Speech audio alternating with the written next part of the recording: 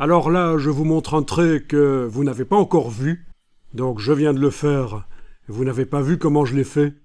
Donc qu'est-ce qu'on a ici? On a des cercles avec des carrés qui passent devant certains cercles, des carrés qui sont derrière. Cet effet d'encoche grâce au contour, là c'est juste parce que je voulais ça. Et il y a un seul tracé. À votre avis, comment c'est fait? Vous avez ouvert le document numéro 5? Bon ben, réfléchissez 10 secondes pour voir comment on arrive avec cet effet-là. Parce que c'est bizarre. Si vous sélectionnez ce tracé-là, vous voyez qu'il utilise la broche diffuse carrée.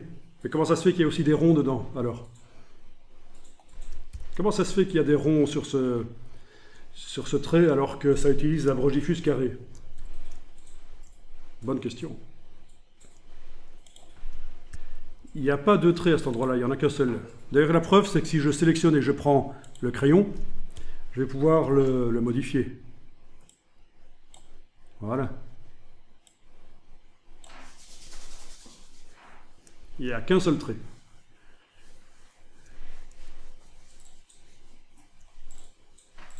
Ça fait la crosse de Saint-Nicolas. Vous savez ce que c'est au fait la crosse de Saint-Nicolas? Hein? Vous savez ce que c'est? La crosse de Saint-Nicolas. J'aime bien faire des petites parenthèses comme ça. La crosse de Saint-Nicolas, vous savez ce que c'est? Comment ça non? Non?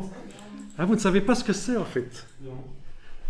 Eh bien, la crosse de Saint-Nicolas, personne ne sait. Je vous l'explique. Les bergers, pour récupérer des moutons qui sont tombés dans un ravin, dans un trou, ils ont un bâton qui termine comme ça.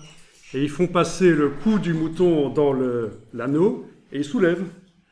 C'est un truc pour récupérer les moutons qui sont perdus. C'est symbolique en fait. Bon, maintenant qu'on croit ou pas à toutes ces histoires de religion, peu importe, c'est juste ça existe. C'est culturel, et donc voilà, vous avez appris un truc aussi aujourd'hui. Qu'est-ce que c'est la crosse de Saint-Nicolas? C'est un truc pour récupérer des moutons.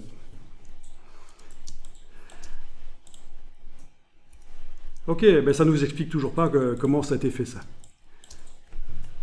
Vous donnez votre langue au chat? Regardez, ce trait, si je vais dans la palette aspect, menu fenêtre aspect, ben oui, déjà une première chose que vous auriez pu faire, c'est aller voir dans la palette des calques le trait, à quoi il ressemble.